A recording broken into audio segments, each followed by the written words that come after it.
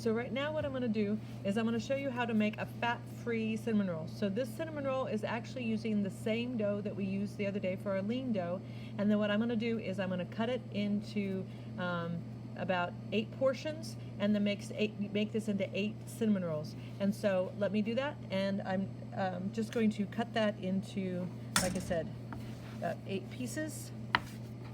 And once I've done that, I'm going to pull each of these pieces and make them look like sort of like slugs. This is an unusual recipe. My mother taught this to me years ago. She's the only person I've ever seen who did this recipe, but it's really a fun one.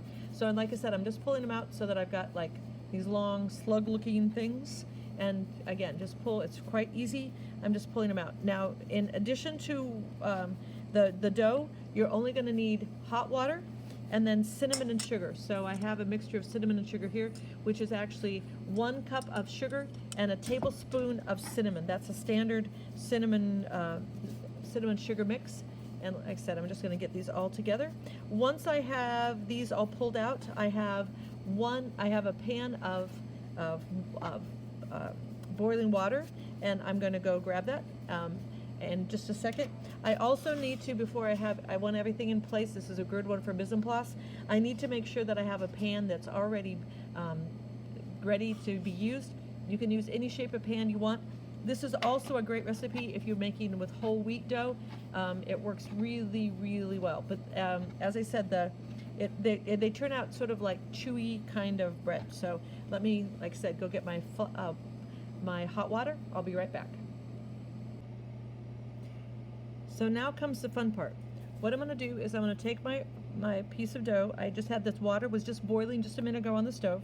And then I take it, and then I'm going to take my dough that I've set both ends into the hot water. And I'm going to roll it around so that I get nice and coated with my sugar. And then once I've done that, then I'm going to actually tie my dough into a knot. So it turns into like a little knot like this. And then I'm going to place that into my pan.